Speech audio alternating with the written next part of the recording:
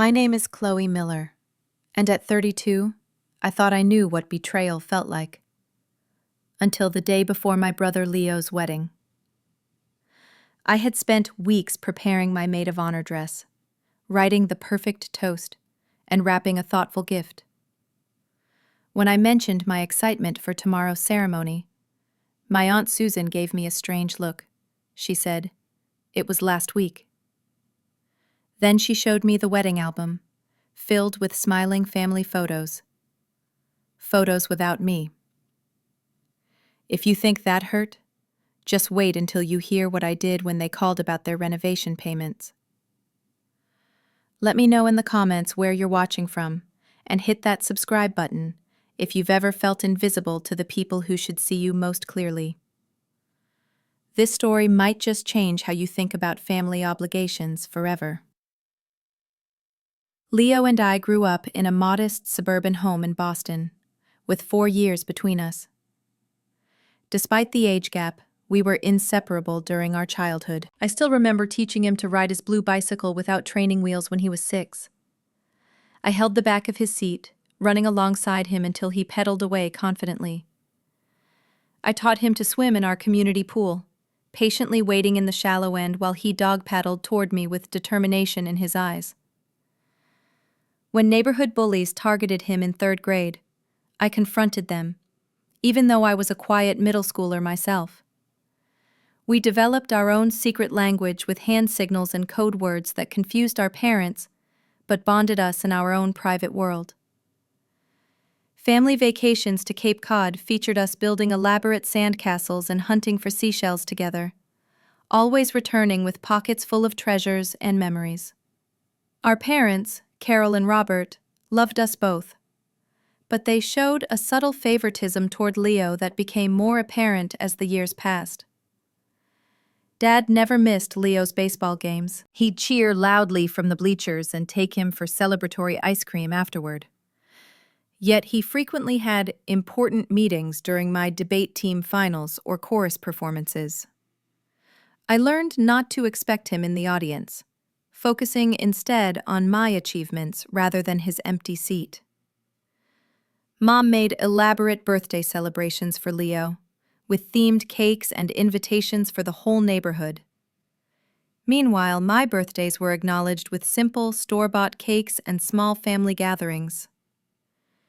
"You're too mature for all that fuss," she would say, as if my desire for equal treatment was childish. The praise distribution in our household followed predictable patterns. Leo received constant admiration for his personality, his charm, his social ease. "He lights up any room," our parents would tell relatives. I only received acknowledgement for tangible achievements. Report cards with straight A's, scholarships, awards. "Chloe is our achiever," they would say, reducing me to my accomplishments rather than valuing me as a person. Constant comparisons became the backdrop of my adolescence, with innocent-seeming comments like, "Why can't you be easygoing like your brother?" Or, "Leo would help without being asked." These remarks steadily eroded my sense of inherent worth. These dynamics fueled my determination to succeed independently. I worked weekends at a local bookstore throughout high school, while maintaining my place on the honor roll. During college, I juggled 2 part-time jobs, sometimes sleeping only 4 hours between shifts and classes. My effort paid off with academic scholarships that covered most of my tuition at Boston University. I graduated with honors in marketing and landed an entry-level position at a respected firm, where I advanced quickly through pure determination. By 28, I had saved enough for a down payment on a small but stylish condo in downtown Boston, an achievement my parents acknowledged with surprising ambivalence. Despite the uneven emotional terrain of our family, I remained generous with my resources. When my parents faced financial difficulties during Leo's college years, I stepped in to pay a significant portion of his tuition. Just until we're back on our feet, Dad promised, though repayment was never mentioned again. During my early career, when my own budget was tight, I still managed to help my parents replace their failing refrigerator and water heater. Birthdays and holidays saw me giving thoughtful, often expensive gifts while receiving token items in return. I became the responsible one they turned to for help with technical problems, financial advice, and practical support. A role I accepted in hopes of finally earning the emotional recognition I craved. Our extended family followed my parents' lead in their treatment of me. Aunt Susan, Mom's younger sister, specialized in subtle, undermining comments disguised as concern. "Still no serious boyfriend, Chloe?" "Well, career women often struggle with relationships," she would say at family gatherings, ignoring my accomplishments to focus on perceived deficiencies. My future sister-in-law, Olivia, initially sought my friendship when she and Leo started dating 3 years ago. We had several enjoyable shopping trips and coffee dates where she seemed genuinely interested in knowing me. As their relationship progressed, however, she gradually aligned herself with my parents' perspective, canceling our plans with increasing frequency and adopting their dismissive attitude toward my achievements. Leo met Olivia at our cousin's wedding, where their immediate chemistry was evident to everyone watching them on the dance floor. She worked as a pediatric nurse, her gentle nature and patient demeanor a good match for Leo's energetic personality. In the beginning, Olivia made efforts to include me in their relationship, inviting me to dinner or movie nights. Our initial friendship seemed promising, as we discovered shared interests in travel and photography. Over time, though, the invitations dwindled, and Olivia began to echo my mother's subtle criticisms about my work hours and independent lifestyle. The cooling of our friendship coincided with her growing closeness to my mother. The two of them frequently went shopping and had lunch together, without extending invitations to me.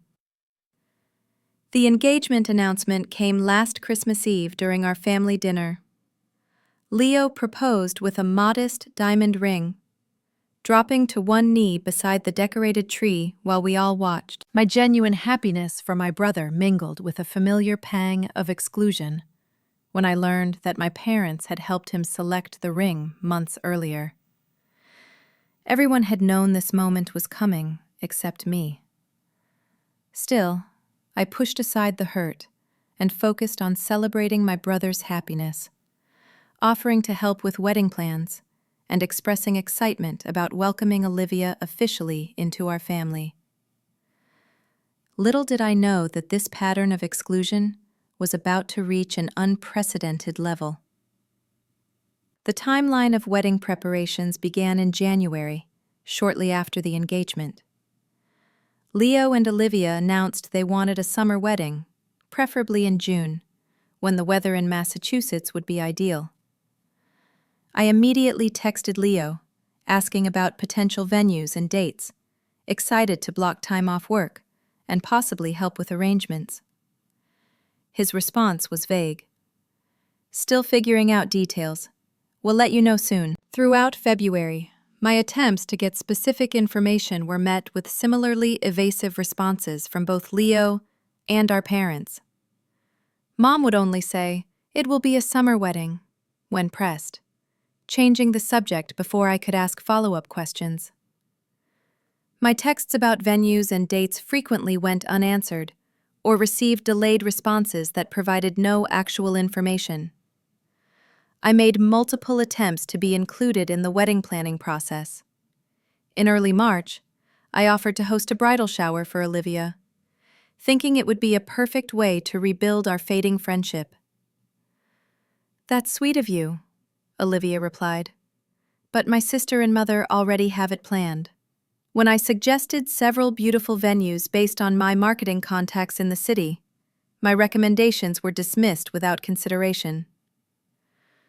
"We're looking for something more personal," was the vague explanation. I volunteered to handle the wedding favors, the ceremony programs, even the seating arrangements, but was consistently told these tasks were already taken care of. The pattern became unmistakable when I learned through a casual comment from my cousin that Olivia had already chosen her bridesmaids. The complete absence of my name from the list was explained away as Olivia only wanting sisters and childhood friends in the wedding party. Family interactions grew increasingly strange whenever the wedding was mentioned. Conversations would halt abruptly when I entered a room, resuming with obvious subject changes. When I asked specific questions about wedding details, family members would exchange quick glances before providing non-answers. At a family dinner in March, I overheard Mom and Aunt Susan discussing flower arrangements, but they immediately stopped talking when I approached to refill my water glass. Dad became unusually interested in his phone whenever I brought up the wedding, while Leo developed a habit of suddenly remembering urgent tasks that required him to leave the room. These behaviors created a growing sense of unease that I tried to rationalize away, unwilling to confront the possibility of deliberate exclusion. In April, Mom suggested a mother-daughter lunch at an upscale restaurant downtown. I arrived hopeful that this might be an opportunity to finally discuss my role in the upcoming wedding. Throughout the meal, however, Mom remained distracted, checking her phone repeatedly and offering only superficial conversation. When I directly asked about wedding details, her answers remained frustratingly vague. "We're still figuring things out," she said, examining the dessert menu with unwarranted intensity. "You know how these things are, always changing until the last minute." Before I could press further, she redirected the conversation to critique my recent haircut and question my work hours. "Don't you think you're focusing too much on your career?" she asked, effectively shutting down my wedding inquiries. I left the restaurant with more questions than answers, and a growing suspicion that something wasn't right. My suspicions intensified when I discovered pre-wedding events through social media posts. A casual scroll through Instagram revealed photos of Leo's bachelor weekend in Vermont, complete with hiking and brewery tours. My cousins and uncles appeared in several pictures, all clearly having a wonderful time at an event I hadn't even known was happening. In another post, I spotted several female relatives at what appeared to be a bridal shower, surrounded by gifts and decorative bridal-themed balloons. When I confronted him about these events, Leo offered the weak excuse that certain pre-wedding celebrations were just for certain people, and suggested I was being overly sensitive. "Not everything is about you, Chloe," he said dismissively. The brother who once shared secret codes with me now treated me like an unreasonable acquaintance. Despite these concerning signs, I proceeded with my preparations for the wedding I believed was approaching. I requested time off work for the week before the supposed ceremony, wanting to be fully available for any last-minute tasks. I purchased an expensive crystal serving set from their registry, alongside a personally crafted photo album documenting Leo and Olivia's relationship, including several pictures from our early group outings before Olivia and I grew apart. My carefully selected dusty blue dress required minor alterations to fit perfectly, a process I rushed through with a local tailor at premium pricing. I scheduled hair and makeup appointments for what I believed was the wedding day, splurging on packages that included trials to ensure everything would be perfect. Between moments of doubt and confusion, I wrote and rehearsed a heartfelt toast, celebrating my brother's journey and welcoming Olivia to our family, practicing in front of my bathroom mirror until I could deliver it without emotional stumbles. The day before what I believed was the wedding arrived with clear skies and mild June weather. I completed my final preparations with genuine excitement, pushing aside lingering concerns about the strange family behavior. My dress hung, pressed and ready, on my bedroom door. My gift was beautifully wrapped with silver paper and a blue ribbon, and my toast was memorized. I made one last attempt to confirm details, calling Mom's cell phone, but it went to her voicemail. Dad didn't answer his phone either, and Leo's call went straight to voicemail. Slightly concerned but still optimistic, I decided to drive to my parents' home, assuming they would be busy with last-minute wedding arrangements and could use an extra pair of hands. The 20-minute drive was filled with happy anticipation and wedding day music playing through my car speakers. I had no idea I was driving toward one of the most painful revelations of my life. I arrived at my parents' colonial-style home around 2 o'clock in the afternoon, immediately noticing the unusual quiet. Typically, before family events, their house buzzed with activity, phone calls, last-minute errands, and the general chaos of preparation. Today, however, the driveway contained only their 2 cars, and no sounds emerged from the open windows.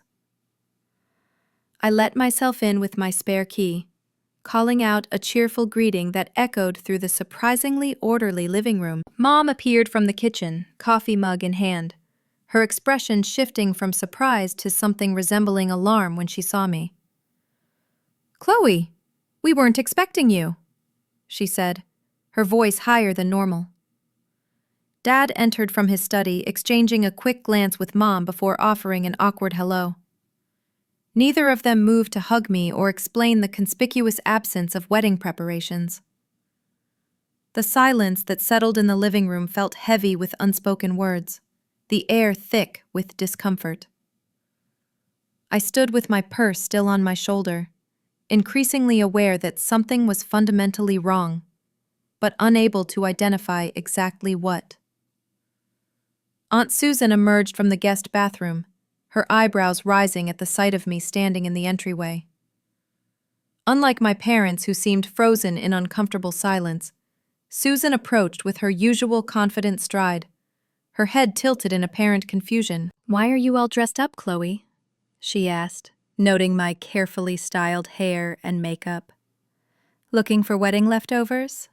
The casual cruelty of her tone suggested a joke I wasn't privy to, amplifying my growing disorientation. When I mentioned my excitement for tomorrow's ceremony, her expression shifted to something between amusement and pity. "The wedding?" she repeated, looking toward my parents, who remained uncharacteristically silent.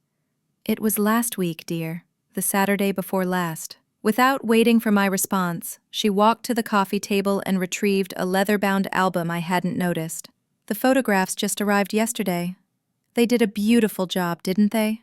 She opened the album and held it toward me, displaying a professional wedding photo of Leo and Olivia, surrounded by my entire family, dated the previous weekend.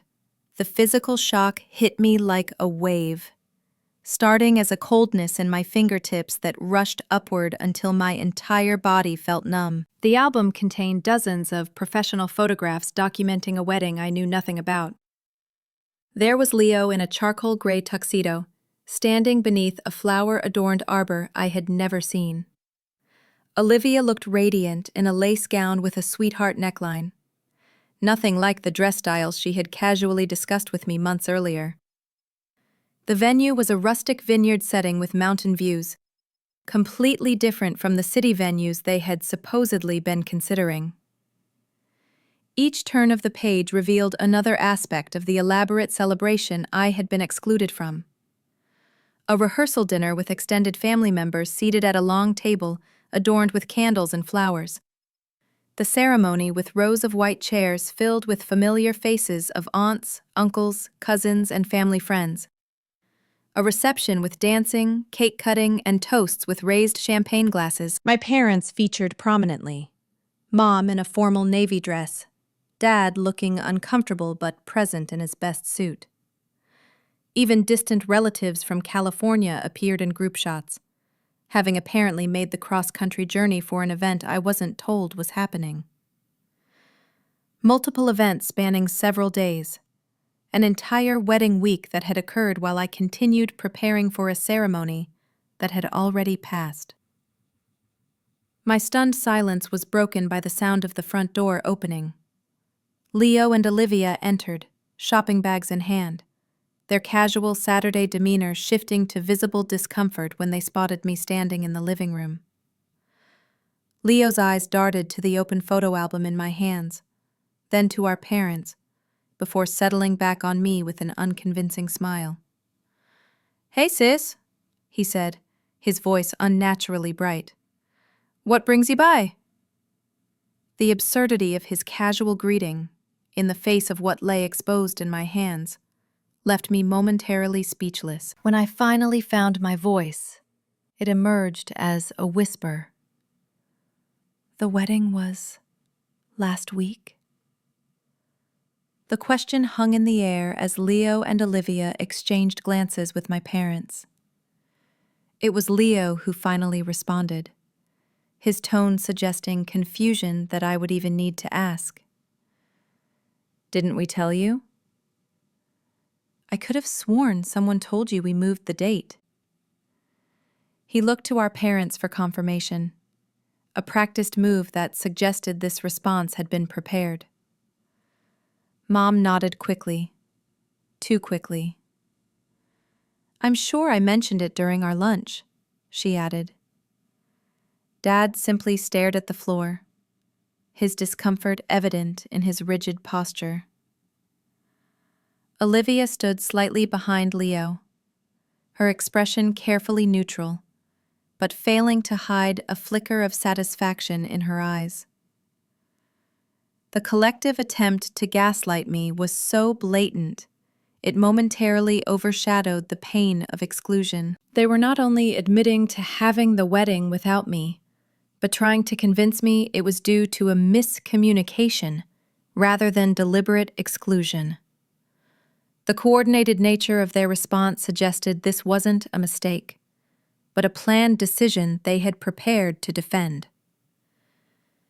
"You're telling me," I said, my voice gaining strength despite the trembling in my hands, "that my only brother got married last week, and no one bothered to make sure I knew the correct date?"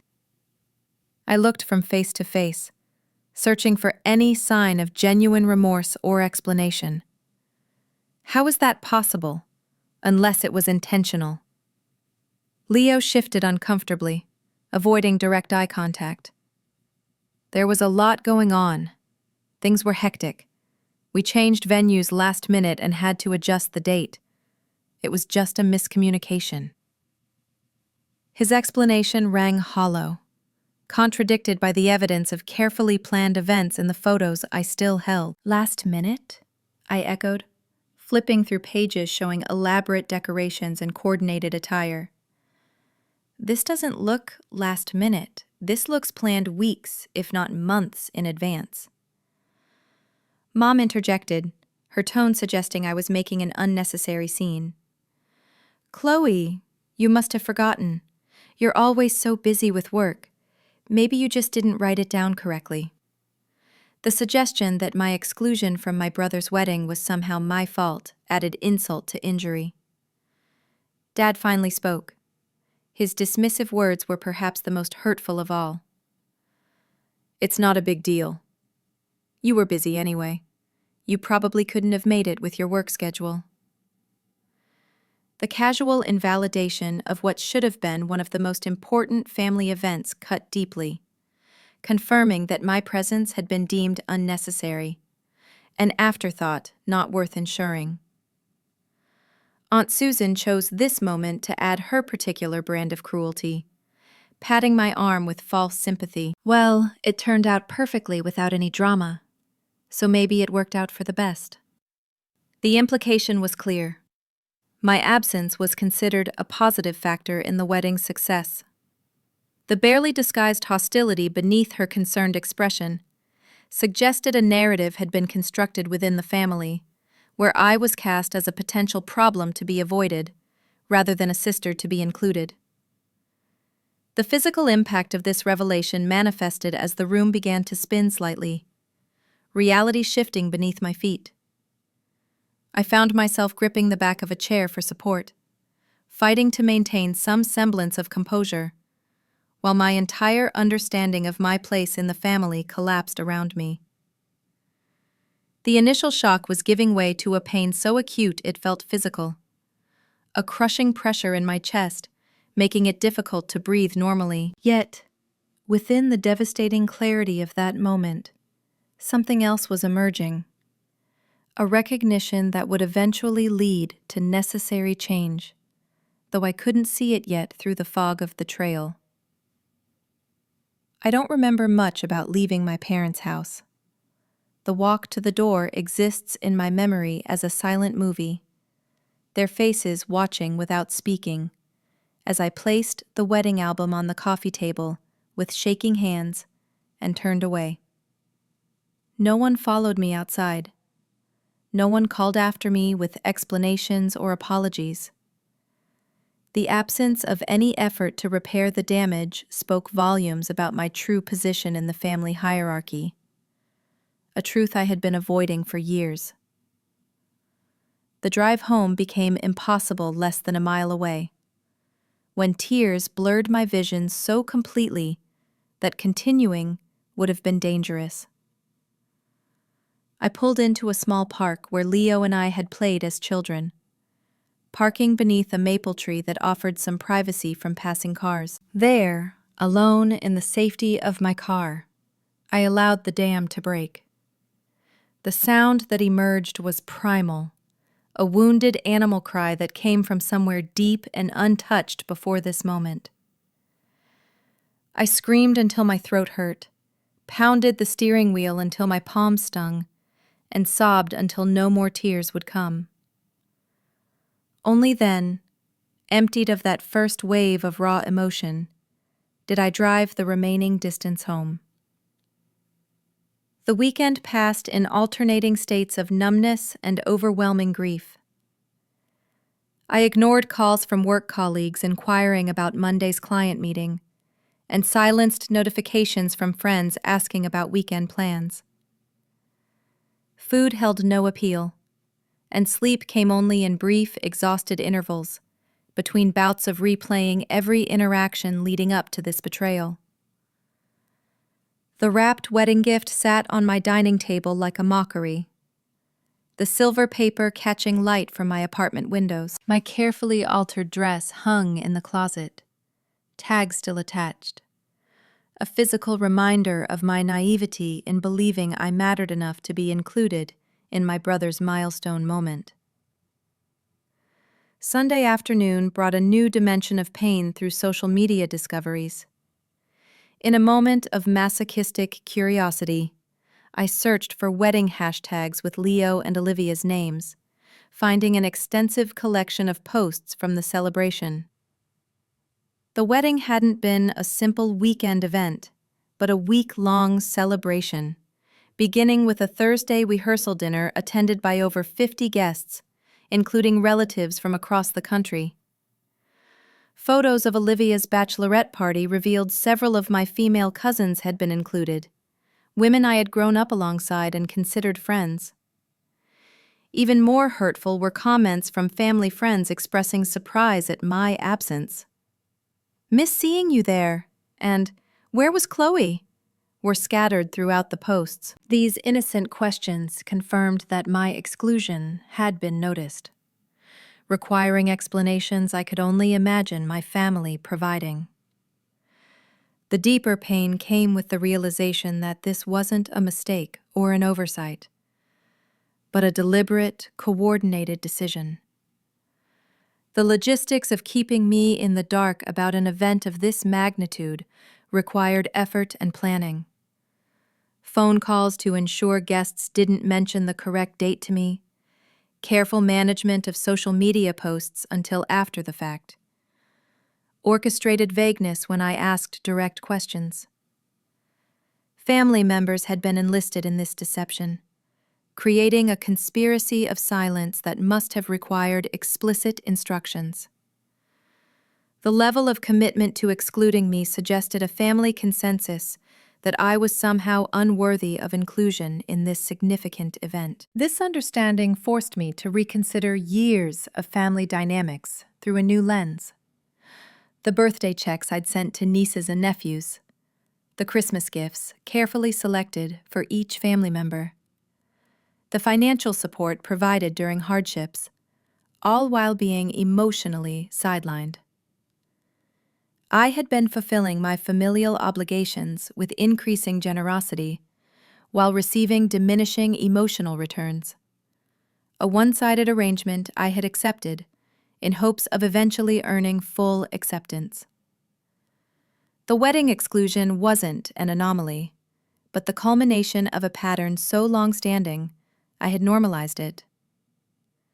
The physical manifestations of this grief affected my professional life for the first time in my career. Monday morning found me calling in sick, something I hadn't done since starting at my firm 4 years earlier. My boss expressed concern at the hoarseness in my voice, assuming a severe cold rather than the aftermath of grief-induced screaming. I lost 7 pounds that week from simply forgetting to eat, meals becoming optional rituals I performed mechanically when I remembered. Sleep continued to elude me, leading to an exhaustion that made focus impossible. Most alarming were the panic attacks that struck without warning, my heart racing and breathing constricted whenever my thoughts turned toward family interactions. With painful clarity, I began revisiting past family dynamics, identifying patterns I had previously excused.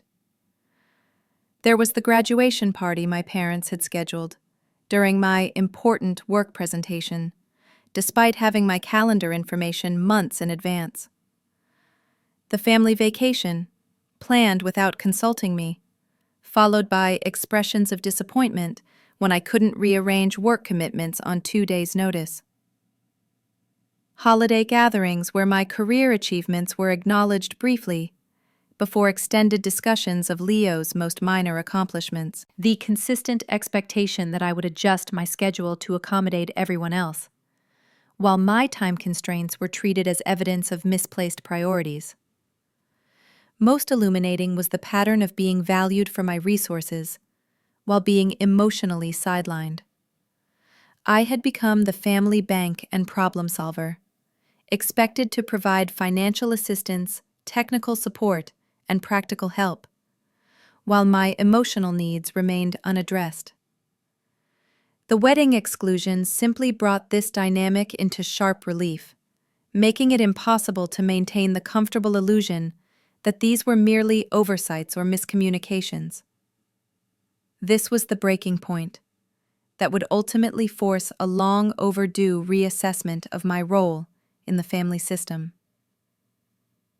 6 months before the wedding debacle, I had initiated what I believed would be a meaningful gift to my parents. For years, they had complained about their aging home, with its leaking roof, drafty windows, and outdated kitchen that Mom called a relic from the 70s. Their financial mismanagement was a family open secret, with credit card debt and poor investment decisions leaving them cash-strapped despite Dad's decent income as an insurance adjuster. Home repairs had been deferred so long that major systems were beginning to fail, yet they lacked the savings to address even the most urgent issues. During a Sunday dinner in January, as Mom described water damage from the latest roof leak, I made an impulsive but heartfelt offer. "I want to help you renovate," I said, the words spilling out before I'd fully considered the financial implications. Not just patches and repairs, but a complete update to make this house comfortable for your retirement years. The surprised delight on their faces had seemed genuine. Mom's eyes filled with tears as Dad squeezed my shoulder in a rare display of physical affection. That moment of apparent appreciation had felt like validation, a sign that my contribution to the family was finally being recognized. Now, I understood it differently. The financial arrangement was substantial and carefully structured. I had outlined a $175,000 budget for a complete home renovation, including a new roof, replacement windows, kitchen modernization, bathroom updates, and extensive interior improvements.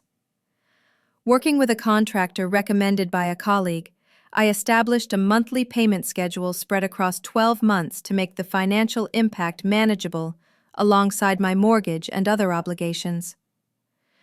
The first installment of $60,000 covered the initial phase, with materials purchased and preliminary work completed over the past 3 months.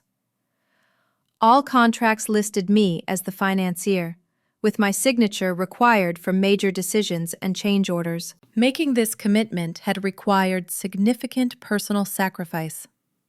I had postponed my plans for an advanced degree, delayed upgrading my aging car, and substantially reduced my retirement contributions. Weekend brunches with friends became rare indulgences rather than regular social fixtures. My vacation plans downsized from European exploration to a weekend at a nearby lake. These sacrifices had seemed worthwhile for the dual rewards of improving my parents' living situation and cementing my place in the family through tangible contribution. The irony of making these sacrifices while being excluded from my brother's wedding was not lost on me. The renovation had progressed significantly before the wedding revelation. A new architectural shingle roof had replaced the leaking original, with proper ventilation and insulation that immediately improved the home's energy efficiency. High-quality vinyl windows had been installed throughout, eliminating drafts and reducing outside noise. The kitchen demolition was underway, with dated oak cabinets removed and plumbing repositioned for the new layout. Pallets of materials for the bathroom remodels stood covered in the garage, including marble tile, modern fixtures, and custom vanities. Structural improvements to address sagging floor joists were scheduled to begin the following week, requiring specialized equipment and expertise. The contractors provided regular updates directly to me, sharing progress photos and detailed reports. Their professionalism and transparency had made the significant investment feel secure, with each improvement visibly enhancing my childhood home. The project manager, Mark, had mentioned several times how lucky my parents were to have such a generous daughter, comments that had filled me with pride before the wedding revelation, but now carried a different emotional resonance. 3 weeks after discovering I had been excluded from Leo's wedding, I sat at my desk, staring at an email notification for the next scheduled payment of $20,000 due to the contractors. The payment would fund the kitchen cabinet installation and countertop fabrication, significant visual improvements my parents had expressed particular excitement about.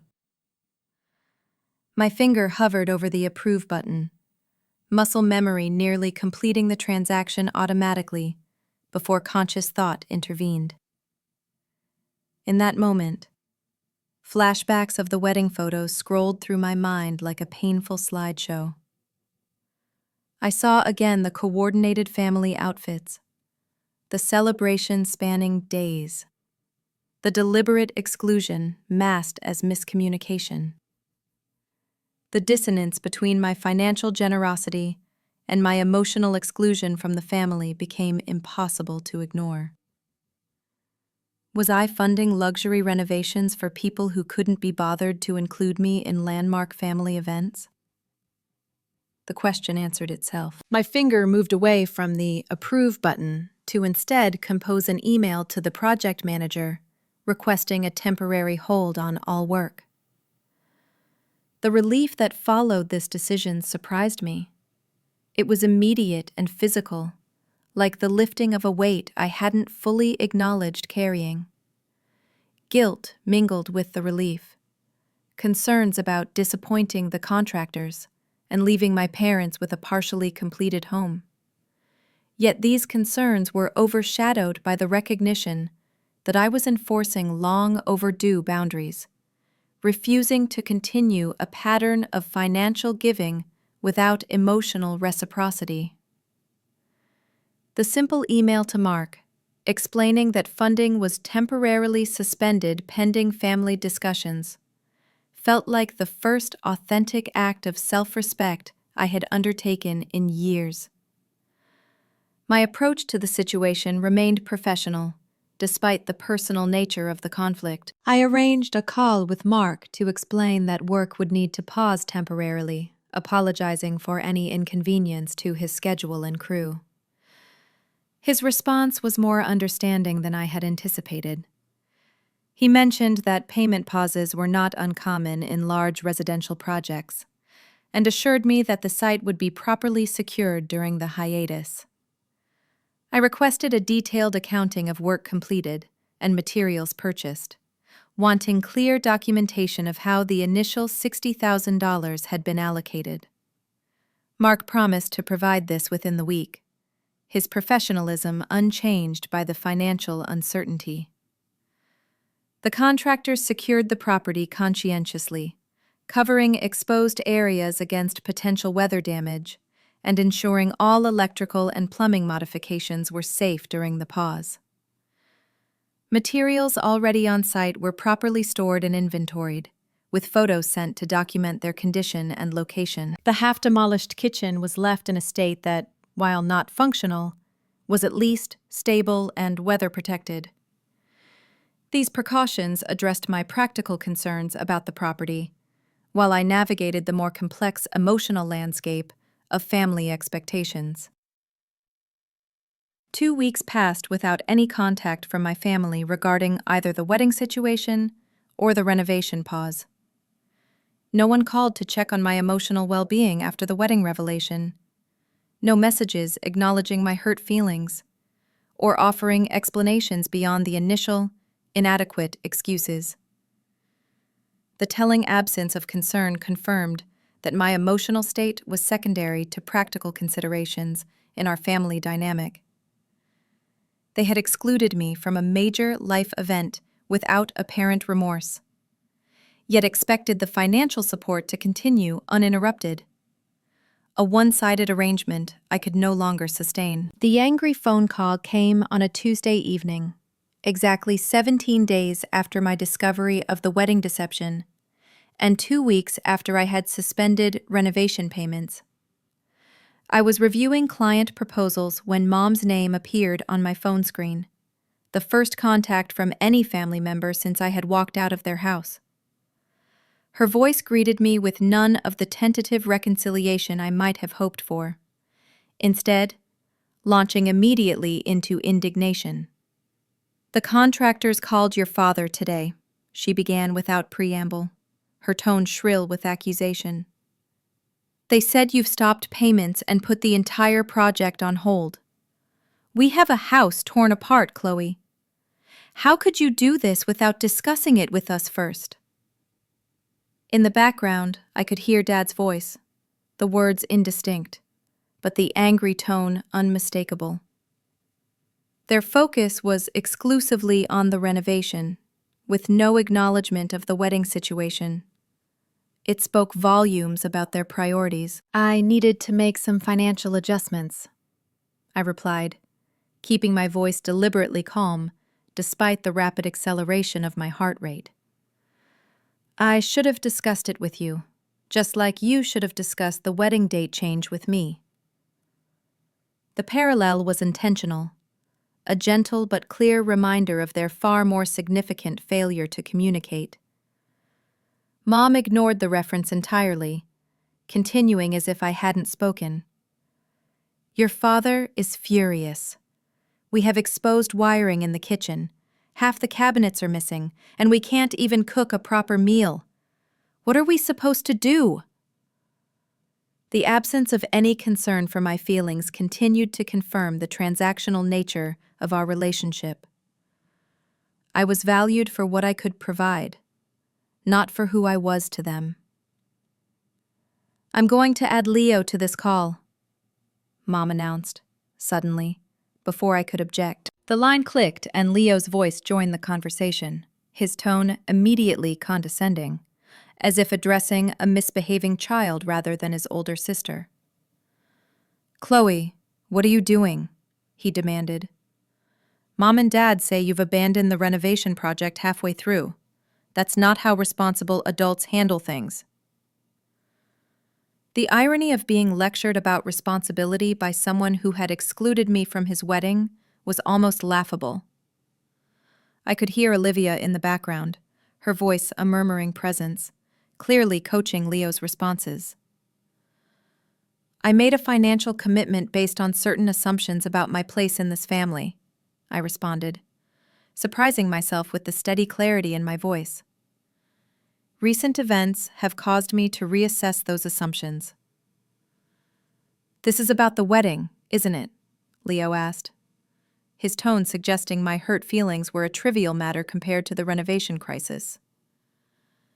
"You're punishing Mom and Dad because you're upset about a miscommunication. That's incredibly petty, Chloe." The coordinated attack continued, with each family member contributing their particular brand of manipulation.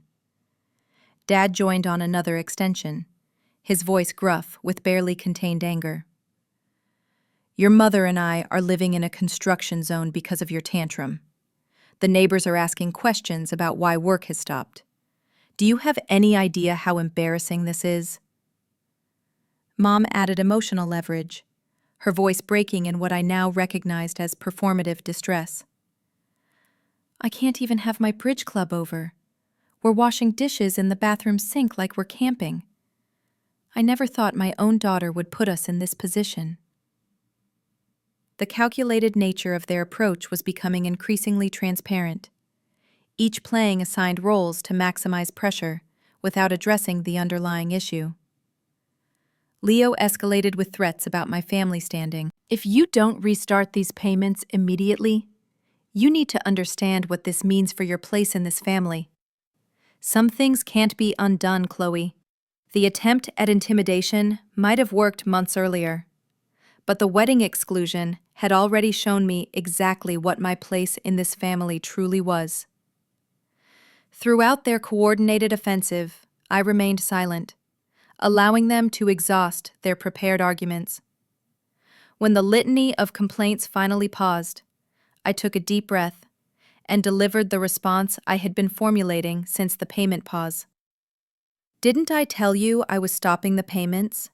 I asked, my voice calm but firm. "I could have sworn I told someone."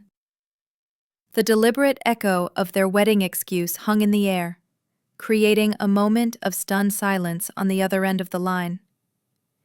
In that silence, I felt a shift in the power dynamic that had defined our relationship for decades. "This isn't a game, Chloe," Leo finally sputtered, but the confident condescension had evaporated from his tone. "No, it isn't," I agreed. "Games are fun, and everyone knows the rules." What happened with the wedding wasn't a game or a miscommunication. It was a deliberate choice to exclude me from one of the most important family events possible. And now you're all upset because there are consequences to that choice. The calculated calm in my voice seemed to unnerve them more than anger would have.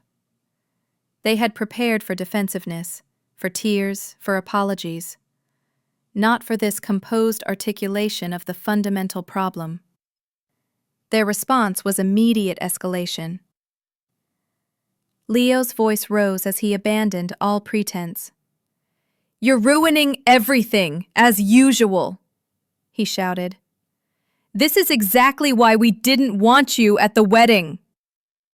"Everything always has to be about you and your feelings." The accidental admission confirmed what I had already concluded. My exclusion had been intentional. Mom gasped at Leo's indiscretion before attempting damage control. "That's not what he meant," she insisted, her voice strained. "Leo is just upset. We all wanted you there, of course we did. There was just so much happening, and we knew how busy you are with work. The transparent attempt to reframe Leo's honest outburst only highlighted the family's commitment to maintaining appearances rather than addressing reality. Dad's approach shifted to ultimatums, his voice grave with implied threat. You need to think very carefully about what you're doing, Chloe. Family is forever, but if you continue this behavior, you may find yourself cut off from this family. Is that what you want? The irony of being threatened with exclusion after being so thoroughly excluded from Leo's wedding wasn't lost on me. The threat that might have once terrified me now seemed almost redundant. I think I've already experienced being cut off from this family, I replied quietly. The difference is that now I'm choosing it, rather than having it done to me. With newfound clarity, I outlined the boundaries that would govern our relationship moving forward. Relationships require mutual respect, I explained, keeping my tone even despite the emotional weight of the conversation. I've been willing to be the family bank while being emotionally discarded, but that arrangement is over. The trust between us has been broken, and it can't be repaired with demands and threats. I laid out clear terms for moving forward. If you want the renovation to continue, we need to address what happened with the wedding first. That starts with a sincere acknowledgement that my exclusion was deliberate and hurtful, not a miscommunication. I need accountability before financial support resumes. The simplicity of this requirement highlighted how low the bar had been set, asking merely for honesty rather than elaborate amends. My family's response to these reasonable terms revealed how entrenched the dysfunctional patterns had become. Rather than recognizing an opportunity for authentic reconciliation, they escalated with increasingly desperate tactics. Mom cycled between tears and accusations. Dad issued additional threats about the family legacy, and Leo repeatedly referenced my history of overreaction as justification for my exclusion from his wedding. Their unified resistance to basic accountability confirmed that suspending the renovation payments was the right decision. When the circular arguments showed no sign of resolution, I decided to end the call on my terms. I need to go now. I've explained my position and the next steps are up to you. I hope you'll choose honesty and repair, but I'll be okay either way. Before they could launch new objections, I ended the call, placing my phone on silent as it immediately began ringing again. The aftermath of this confrontation brought physical manifestations of stress. My hand was shaking as adrenaline coursed through my system. Standing up to the established family dynamic had required more courage than any professional challenge I had ever faced, drawing on emotional resources I hadn't known I possessed. Despite the trembling in my limbs, a strange sense of peace settled over me. The peace of finally speaking the truth after years of accommodation. That night brought the first truly restful sleep I had experienced since the wedding revelation. A dreamless slumber unmarred by anxiety or hurt. The beginning of reclaiming my self-respect had an unexpected side effect. The ability to rest without the constant background noise of unmet emotional needs. The hours following the confrontation brought a flurry of text messages from extended family members. My phone lit up with opinions and judgments from relatives who had been silent witnesses to my exclusion from the wedding. Aunt Susan led what appeared to be a coordinated campaign to portray me as selfish and ungrateful. She messaged several cousins with a one-sided account of the situation that positioned me as punishing my parents over a simple miscommunication. After everything they've done for her, one message read, forwarded to me by a well-meaning cousin. This is how she repays them? Not all responses were negative, however. Several younger cousins who had observed the family dynamics over the years sent private messages of support. I always thought it was weird how they treated you, wrote my cousin Sophie. What happened with the wedding was terrible, and I'm sorry I didn't say something at the time. These glimpses of validation from unexpected sources provided crucial emotional support during a period of intense family pressure. After 2 days of constant notifications, I decided to block the most toxic family members' numbers, creating the necessary space for my healing process to begin. With the breathing room created by these boundaries, I began building a more authentic support system. I confided the full situation to 3 close friends during a weekend brunch.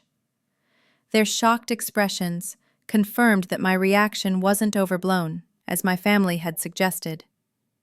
"That's not normal, Chloe," my friend Jessica insisted. "No one forgets to tell their sister about a wedding, unless it's intentional." This straightforward validation helped counteract years of gaslighting about my emotional responses being excessive or unreasonable. These friends initiated healing activities, from weekend hiking trips to cooking classes, creating new, positive experiences to balance the family trauma. 6 weeks after the confrontation, at Jessica's suggestion, I joined a support group for adults from difficult family backgrounds. The weekly meetings introduced me to others navigating similar challenges. Their stories both validated my experience and provided perspective on different approaches to boundary setting. One participant's comment particularly resonated. Family should be the safest place, not the place that hurts you most consistently. This simple truth became a touchstone during moments of doubt, a reminder that my expectations for basic inclusion and respect had been reasonable all along. Professional support proved equally valuable in my healing journey. I began weekly therapy sessions with Dr. Evans, a family systems specialist recommended by a colleague. Our work together helped identify the patterns that had defined my family relationships, particularly my tendency to give financially while accepting emotional crumbs in return. "You've been trying to purchase the love and acceptance that should have been freely given," she observed during an early session. "What would happen if you stopped making that payment?"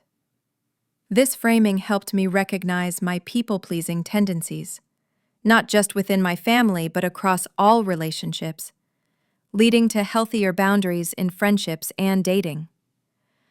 Through therapy, I gained crucial insights about financial manipulation and emotional abuse in family systems.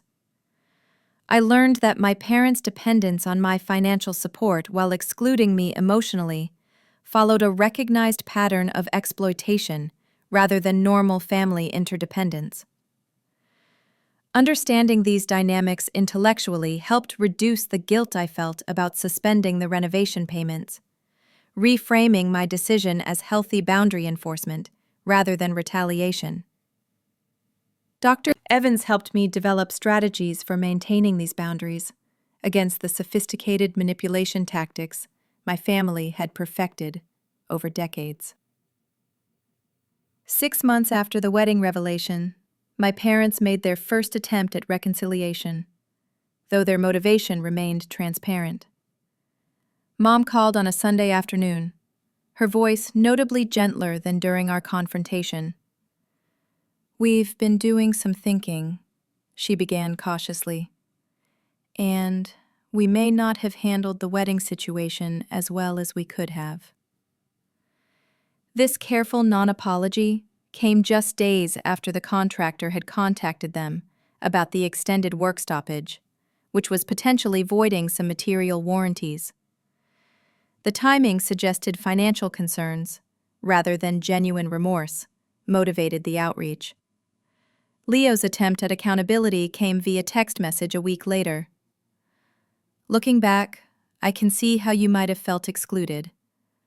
I was probably wrong about some things. The qualified nature of this acknowledgement, with its strategic placement of might and probably, revealed a continued reluctance to take full responsibility. Still, it represented movement from his previous position of complete denial, a small step toward a potentially authentic relationship in the future. I maintained my position that resuming financial support required genuine accountability, not strategic half measures designed primarily to restart the renovation. I appreciate the outreach, I told my mother during a brief phone call. But healing our relationship needs to happen separately from discussions about money. When you're ready to talk honestly about the patterns that led to my exclusion from the wedding, I'm willing to listen. This clear separation between emotional reconciliation and financial arrangements helped prevent a return to the dysfunctional pattern of purchasing family connection through financial support. 1 year after the wedding incident, I attended a Thanksgiving gathering at my aunt's house, the first family event since establishing my boundaries. I entered on my own terms, having declined my mother's request to bring 3 homemade pies and arrive early to help with preparations, traditionally my assigned role. Instead, I arrived at the scheduled time with a single store-bought dessert, a small but significant departure from my pattern of overgiving. The initial awkwardness gave way to a different dynamic as family members adjusted to my new boundaries, some with greater success than others. My parents showed signs of adapting to our revised relationship, though old patterns occasionally resurfaced. Dad refrained from financial complaints in my presence, a noticeable change from previous gatherings where my role as financial problem solver had been assumed. Mom made visible efforts to ask about my work without immediate criticism, though her questions still carried undertones of judgment about my priority choices. Leo and Olivia maintained a polite distance during the gathering, their discomfort with my newfound assertiveness evident in their minimal interaction. The most significant changes occurred in my personal growth rather than in the family dynamics. The professional confidence I had always possessed now extended into my personal relationships, allowing me to set appropriate boundaries with friends and dating partners. I began a relationship with Ethan, a software engineer who demonstrated consistent respect for my time and emotional needs, a refreshing contrast to previous partners who were selected partly for their willingness to accommodate my family's intrusions. Learning to give appropriately without overextending became a practice I applied across all relationships, creating more balanced connections based on mutual respect rather than people-pleasing. My chosen family expanded during this period of growth, with friendships deepening as I became more authentic in my interactions. Weekend hiking groups, book clubs, and volunteer commitments created community connections based on shared interests rather than obligation. These relationships, freely chosen and mutually nurturing, provided the emotional support my family of origin had withheld, proving that meaningful connection was possible without the painful price I had previously paid for family inclusion. Looking back, 18 months after the wedding incident, I can recognize the painful gift hidden within that exclusion. Being so blatantly removed from a landmark family event created unavoidable clarity about my position within the family system.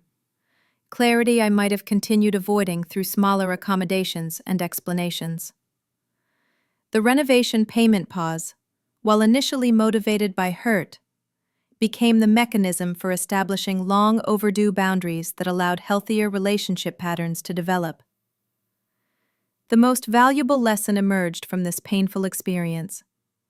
True family supports rather than exploits, celebrates rather than diminishes, and includes rather than excludes.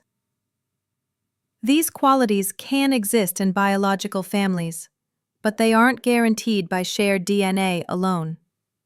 The freedom that comes with self-respect has transformed my understanding of family obligation, replacing automatic compliance with thoughtful choices about where and how to invest my emotional and financial resources. While our relationship remains more limited than before, it now contains the possibility of authenticity that was previously absent.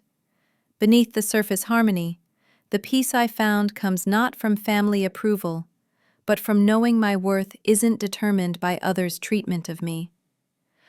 I no longer measure my value through my usefulness to family members or their willingness to include me in significant events. This independence has created space for genuine connection based on mutual respect, rather than obligation or financial leverage. While the path to this understanding was painful, I remain grateful for the clarity that allowed me to build a life where belonging is freely given, rather than constantly earned through sacrifice. Have you ever experienced being excluded from an important family event? How did you handle it? And what boundaries did you establish afterward? Share your experiences in the comments below. And if this story resonated with you, please hit the like button and subscribe to hear more stories about reclaiming your power in difficult family situations. Remember, sometimes the family we choose matters more than the family we're born into. Thank you for listening, and I hope this story helps you recognize your own worth isn't determined by how others treat you.